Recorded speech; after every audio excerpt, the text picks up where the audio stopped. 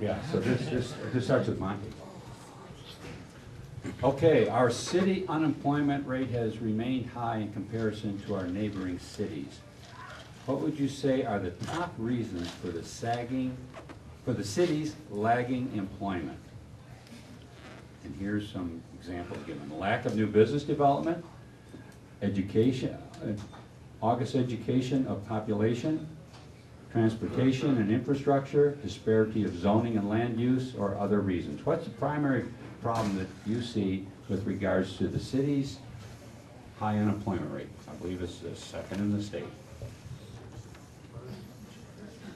Number one. There's a one?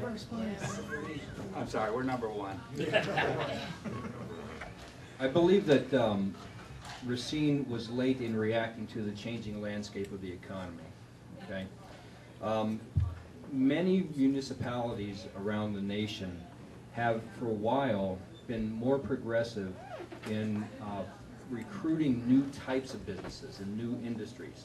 You know, the days of the large manufacturing plants and the extremely stable job, those are pretty much over. There's a lot more entrepreneurship going on, and communities like Kenosha and Appleton, you know, they've been able to expand out to the interstate system. We are landlocked in Racine.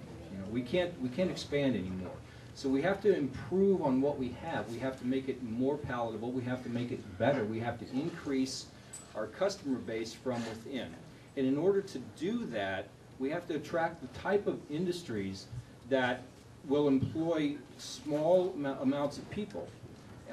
You know, the large businesses are not going to come here for manufacturing because we don't have the room to grow them, okay? So we look for companies, and not just certain companies, but we need to attract certain types of industries that other micro-industries grow out of, 10, 20, 50 employee type companies. My idea is that we build business plans, we build an infrastructure, we build an entire program for a particular industry, not just a company, but a particular industry, and then we start marketing that to various companies within that industry. We've done the work one time, we don't have to go back and reinvent the wheel, and we go down the road until we find the companies that will fit into these buildings and our infrastructure and the type of workforce that we have. That's the only way that we're going to deal with our unemployment, because we have not reacted to it. The answer to the question, we have not reacted to it fast enough, but we are on the road now. I think that we can expand upon some of the things that we've been doing and do this economic development quite a bit better.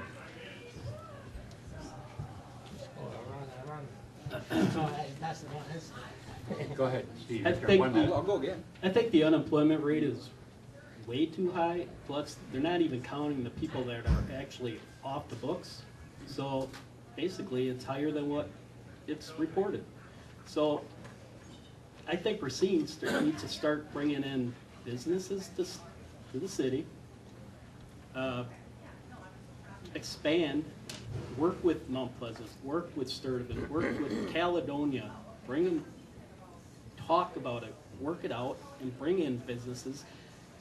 If Kenosha can do it, I understand we're landlocked, we're all doing all that. But if we work as a team and bring it out there, everybody wants the same thing. Everybody wants businesses here in the city. And I know I'm not the only one that does. So, you know, I just hope Racine can do that, accomplish that by bringing in more businesses. I'm lucky because I've worked at Putzmeister for the last 20 years. And it's, you know, I'm one of those lucky ones. So. Thank you. All right. 1 minute. Ray, 1 minute. Well, everybody talks about Kenosha. Were they successful? They put sewer and water out to the eye on the other side of the eye. But if you wanted, you had it next to us. We didn't do that. We had a sewer agreement. A lot of people don't understand that Mount Pleasant, Caledonia pay us $1 million a year because they locked our boundaries. And as far as what we're doing for industry, as far as our unemployment, we're number 4. The mayor told that me yesterday. One of the things that the easy access I talked about would improve things, and I agree with Ed on small business. I think it's the way you start the incubators and move out from there. This lunchbox we have at Gateway, is a perfect start. And I think if more people used it, they'll find out what advantages there are. It's easy to work with, and they can help you get financing also. Thank you. Eddie, over to you. 1 minute. What I won't do is go for the reflex answer and you say, oh, education is everything, education is everything. You know what? Education doesn't create jobs. It creates a more educated, unemployed workforce. I know a little bit about education, I think, from my past. I continue to have an interest in education. I'm not disparaging education, but we need jobs here. One of the problems that I keep harping on this is we chase small business. We make it hard for them. We make it hard for them to expand. We disincentivize them coming here with things like the personal property tax. And you know, we take money out of their pockets and we pay people like Racine County Economic Development Corporation and other economic developers to go around and sell Racine and do this and do that. You know what would be better? If we had a thriving small business climate here in which small business owners were calling friends, calling family, calling colleagues elsewhere in the country saying, you need to move your business and your family here because this place is rocking and rolling. One of those phone calls is worth tons of economic development activity by people that don't have any skin in the game. But I question every day how many of those phone calls are taking place every day. And I think the answer is close your eyes and what do you see? That business-to-business relationship is how business works. And we don't have that happening. I have a concept. 1 minute. Well, you know what, Monty talked for 3, so I'm going to talk for at least 2. I have a concept that I'm calling the peripheral enterprise zone concept, okay? We assess TIF areas differently than the rest of the city. We do that by definition. The state allows us to do that. So we allow economic development to take place in that TIF zone. I believe that the missing piece in that equation is the periphery around the TIF that I'm calling the peripheral enterprise zone. What would happen when Machinery Row generates an extra $22 million of value? The assessments up Main Street and on 6th Street are going to go up. And these people's businesses might not be any better. What if we could make a deal and we say, we're going to freeze your assessments for 5 years or whatever it is, so you know your risk. Now you can expand.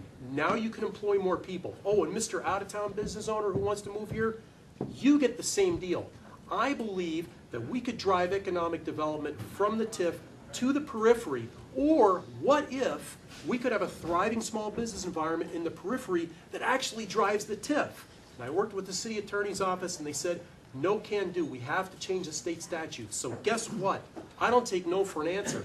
That's been elevated to the state. Let's get the state to recognize what we're talking about. We'll change it so every municipality in the state of Wisconsin can use this. Okay, thank My- you, Eddie. I said, my PhD is not in urban planning, but That's 5 why am minutes. I the first to think of this? Take the mic. Thank you. Hey, It's the One- PEZ plan. I like it. Arnie, hold that sign up. Hold it up there. All right, there it is, right there. Monty, you let me get my comments in. All right, here we go. All right, Monty. Some of them You're can't gonna say- read same them. question, 1 minute. Spell it out for them. Monty was the first. Oh, Monty No, started? I'll Okay, go okay, again, sorry 'cause he about said that. I didn't answer it. All right, good. All right, so it starts with C. That's right. The answer was we didn't react. We only got 3 more questions, then the closing remarks, so.